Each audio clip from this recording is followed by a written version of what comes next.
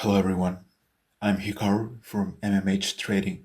Today I'll be taking a look at where I believe the cryptocurrency market is going based on macro data and how you can maneuver through the market in a systemized manner. First off, I want to start from the top with the PMI or Purchasing Managers Index, which is important because it tracks the macro cycle which Bitcoin relies upon. The PMI is a monthly survey of executives in manufacturing, services, production, jobs. It's basically a gauge for economic health. So above 50 means expansion and below 50 it's contraction, so to speak. Right now, the US PMI has been grinding around 50 for months. So why care? The PMI is a macro signal watched by investors, the Fed, and analysts. The US Federal Reserve officially just cut interest rate by 25 basis points in their third interest rate cut of 2025. This might just ease credit and boost the PMI towards 50 plus. But do you follow PMI or global liquidity? For crypto and tech, tracking both is important. However, ARK has decoupled from PMI thanks to AI hype. Even the S&P 500 has increasingly been dominated by a small number of cloud AI stocks. So do not use the ARK PMI as a directional proxy on where the PMI is going in the future. We have other tools like this one, which is a composite using a lot of other data, which has a pretty good correlation with the PMI, which actually seems to be improving, so to speak. We have a lot of macro tickers which have a lot of correlation with the PMI. We can check just like the Thomson Reuters core commodity CRB index, the copper gold ratio, which has yet to do a proper follow-up upwards move, the emerging markets stock index, the inverted DXY, and the SPX, right? So these are year-on-year percentile changes, which are actually quite important to track with the PMI because you might just see new opportunity when a new PMI data releases. Speaking of interest data, with the PMI, here's a full-time series of the PMI from the 1940s all the way to now, where we use a Fourier extrapolation to see where it might just go. Now, this is highly speculative. However, from what we can see, it could actually just peak in May 2027 based on the data we have, right? So, to anyone confident that the bull market is over, I say this. So, BTC long-term trends. This is the simplest way of being in the market. If you want almost no effort, well, this is it. The BTC protocol I built will work on this time frame. The 3-day time frame will pick up the long-term trends. It'll bypass the bear markets, as you can see right here, and it's as straightforward as it can get. What's important here is the BTC protocol. Anything else is just extra information. Here's the extra information. Things like financial set scores based on a lot of composite methods, like the VIX, the move index, and other technical elements, right? So what's important here is that anyone who wants to be a systemized trader, you should not fall into the rabbit hole of indicators like these ones. These are fantastic, right? These are great for expectation management. These are great for informing you why a move in the market is developing the way it is. If you want to go into an even shorter time frame beyond the 1 day, you could look at liquidation maps and all of that, but that's beyond binary choices and falls into the realm of TA, right? Which is not something quite systemized. This, another template. Just as the previous indicators of expectation setting, this is volatility expectation with my Hikaru bands, as they are named, right?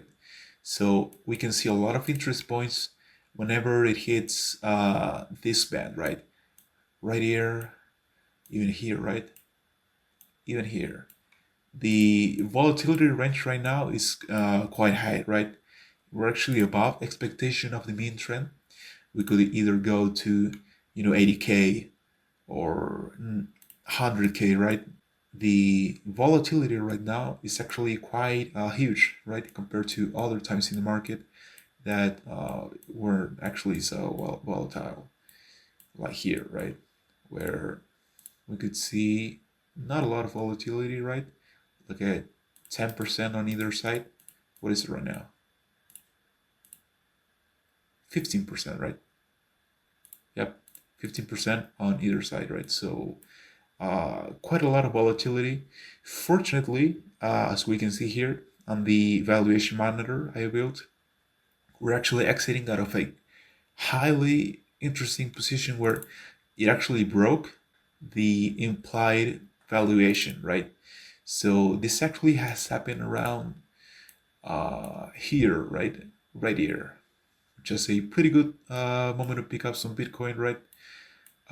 Where else? I think it has gone so around, well, that's the second time it has happened. Around here too, right? Pretty good moment. Where else? Not even in the COVID crash, right? So this is actually a quite vital moment, right? If we were to trend, it would be highly volatile to the upside, just solely based on this, right? Something quite important to check is the fact that a lot of tickers have, well, a lot of correlation to Bitcoin, right? So, for example, these are Chinese liquidity injections into the market, right? So, whenever you're seeing very high readings, that's something quite important to monitor, right? This is actually liquidity injected into the markets. Right here you can see it. It actually just correlates to other legs of the market, right? Right here too. It has been peaking, so that has had pretty good effects on the market, I believe, right? Because there are things like Fed net liquidity, which have actually been drained by a lot, right? So these are the balances of the market that are being in play. Another one, right? The SPX. What if we were to just go back to fair value, so to say? Well, that's huge, right? What else? Here's a systematic driver, which actually is just gold with SPX and some other elements. These two can soon begin to correlate back, right? It'll eventually do it, right? Maybe this just goes down, right? To where Bitcoin is. We don't know. But there's certainly a lot of correlation that needs to be happening right now. This is a Chinese liquidity formula, so to speak. And well, that too indicates some gap in value, right? Well, you can play around with more risky tickers, so to say, just like very speculative. Like this may just indicate cycles, right? This is, yeah, quite an experiment. Maybe this just goes straight up, right? We don't know. But this is just quite an important thing to track, right? Inverted DXY with an offset. Inverted DXY is quite interesting because it just correlates to global liquidity quite a lot, right? As we can see, there's a lot of movements that correlate with Bitcoin, and it has a lead, right? Which is something quite good. It's actually kind of recovered right now, and if the dollar continues to have weakness, well, that's just pretty good for the market, right? But it needs to hit the markets. I put a 86-day offset, but it's just around 3 months or so, right? So that's correlation. Another interesting element is the BTC gold ratio, right? This has been a very interesting situation because it's been short for around more than 100 days, right? More than 3 months. And Bitcoin with regular trending indicators have actually gone long around here, right? Around here, eating through October 10th, just insane drawdown that happened. And this is actually pretty interesting because the sort of drawdown level has been almost like a bear market, right? A sort of mini bear market that has happened. Minus 45%. We need to look at this ratio, right? Even even do TA around it, right? It needs to sort of break this level and just go long, right? Because whenever it does, then it's really game time for Bitcoin, right? It's time to rotate out of gold, because gold has certainly gone quite a long way from here, right? It has gone up a lot. So this ratio is quite important if you want to track, if you want to be certain of the trend, so to say. All right, so this is quite an interesting template. This I call forward macro, okay? And it's an aggregation of a lot of macro elements that have a sort of lagged impact on the market, as I've talked about with gold and DXY, the dollar, I mean. So this is actually quite the holy grail whenever you understand what's going on here, right? So it's trying to pick up the trend of a lot of macro elements and then just giving each element a proper offset. And then you can basically see moments where the macro environment is quite favorable, like here, and when it's actually not good at all, like around here. So if we were to backtest the moments where it worked the best, then let's take a look at it. This is October 2024, right? So we're actually seeing a pretty good situation here, right? So that's what the backtest is doing, right? We're actually seeing how it developed live, right? So BTC actually had a pretty good thing around here, right? A 70% uptrend. And then this is unfavorable environment, right? This was the tariff crash, and then Bitcoin just went on, right? So this is what's currently going on. And let me quit the backtest.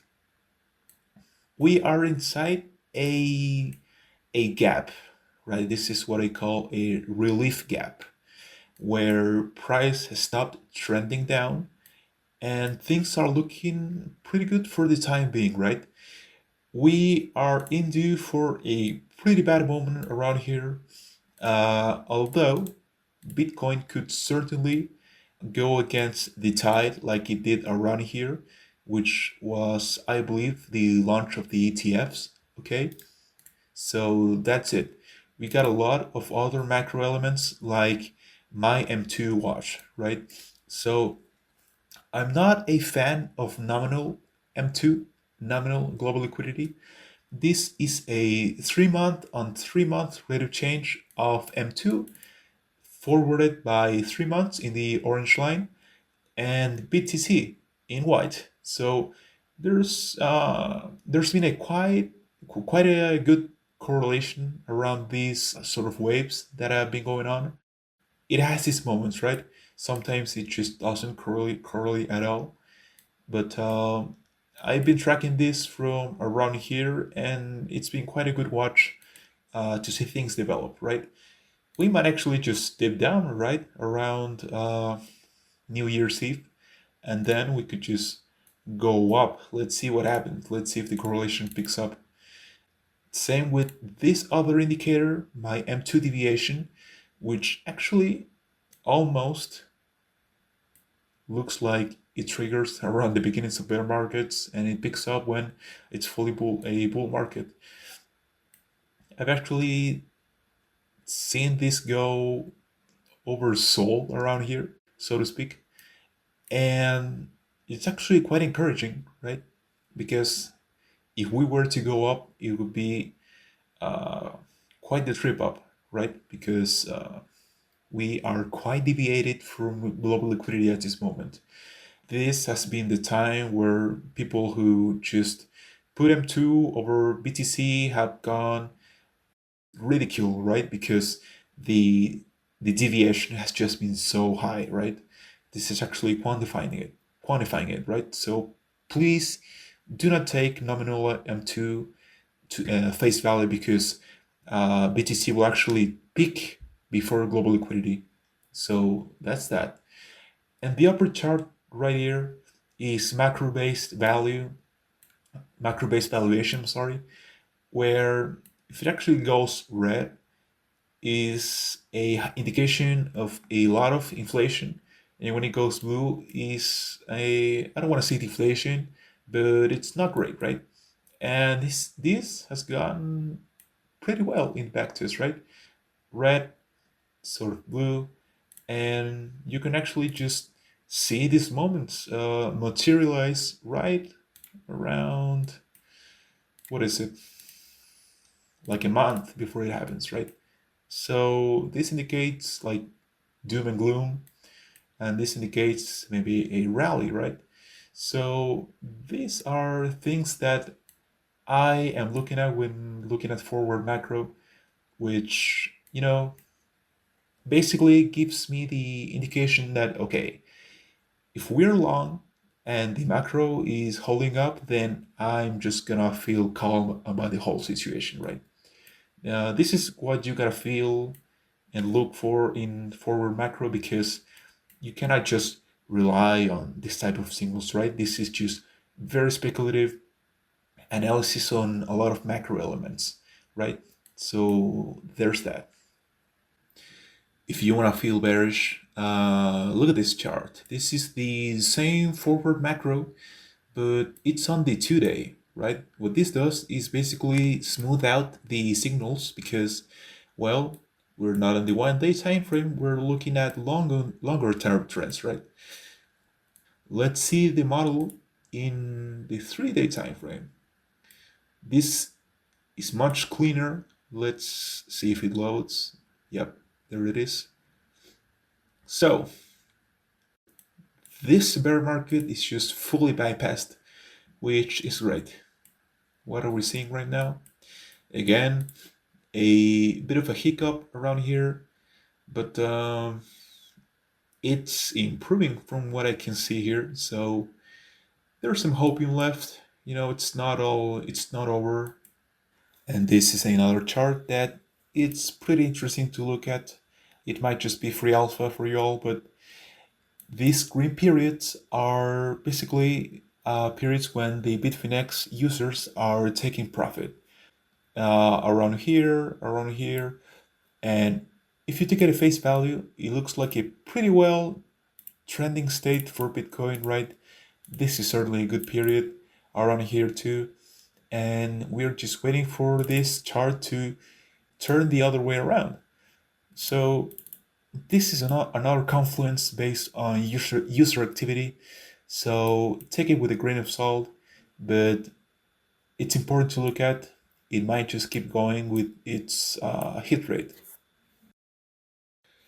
Another confluence indicator, sort of template, I should say, is this risk ticker that I made, which is just total crypto market cap with some gold and SPX and Nasdaq, which aggregated together creates this very smooth trending indicator. I should say ticker again. And yeah, let's just compare it to Bitcoin to better explain what I mean here. So around this uptrend, trend indicators will stop you here. They will go short here. They'll certainly go short there, right? It's a choppy uptrend, right? That's what I call it, a very choppy uptrend. While this risk ticker, if you just overlay its long condition based on the universal indicator, well, you just get a very smooth out trend of what's going on. It's not perfect, but it's just confluence, right? It's just confluence. Let's take another look, maybe here. Let's see. Goes along there and stops there. So, you get here and you actually get a 20% uptrend there. It's fine. It's just more macro confluence, and you can also just take a look at oversold situations like around here, maybe here, certainly here, right? What was this moment? Right, the yen carry trade. So there's some value in this. There's some value here. Well, I'm gonna be frank now. This is the holy grail, so to speak, because this is the only thing I actually follow, right? These are, well, two systems. Right here we got BTC with the BTC protocol, right? This will tell us what to do with Bitcoin. Do we hold it? Do we not hold it? You know, neutral state, watch out for those. What I do follow is the rotation system. Okay, so this is a 7 coin rotation system: Ethereum, BNB, BTC, SUI, Sol, XRP, and Doge. What I call sort of majors. They are the big dogs, right? This was actually sort of made fully around this period, right? So I fortunately got to eat through this around 200 and something percent win. This indicator basically gives you 2 coins to hold. Okay, right now it's Bitcoin and Ethereum. However, the recommended position is just cash, right? You should be just flat around here, okay? Not actively doing positions.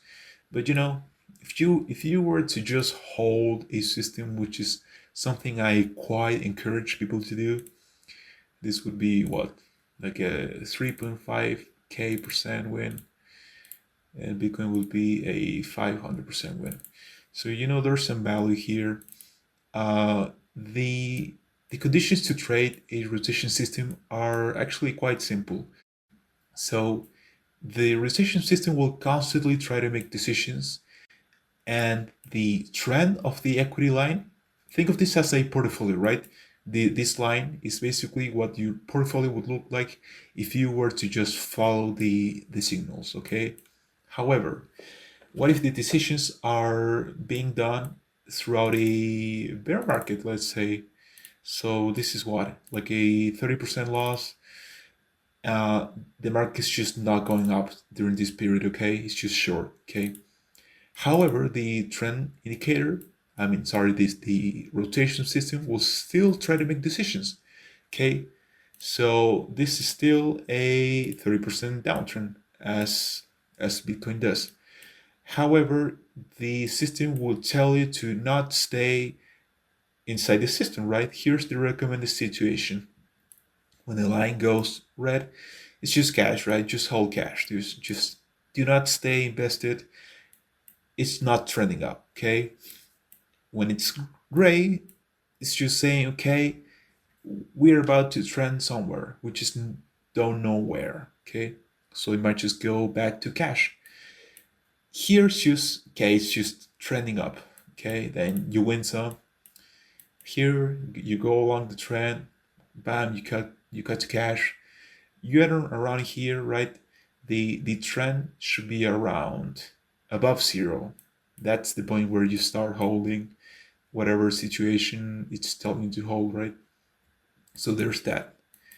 What's going on currently is pretty interesting because whenever the market is about to go up, basically from a short position, things will start outperforming Bitcoin. Okay, right now BNB is outperforming Bitcoin and Ethereum is outperforming Bitcoin.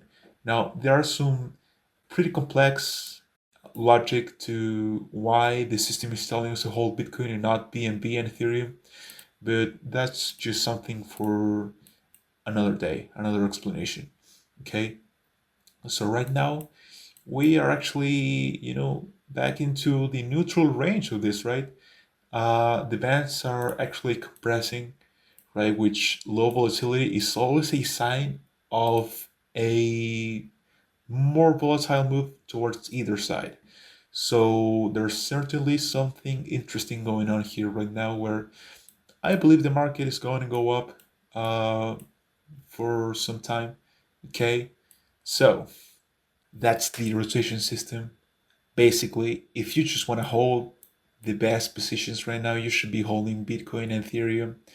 But if you just want to play it safe, just this is not the time. Okay, so I've now activated the cash condition of it. The blue line is basically what happens if you just follow the strategy without holding it whenever the market is just melting down. I think the profit of it is actually lower, right? 2.5k% win. However, you get a lot less volatility, right? So if you're just playing around with, say, leverage or something, then, well, I don't recommend it a lot, but I think you're better off by playing with the cash conditions, right? So there's that.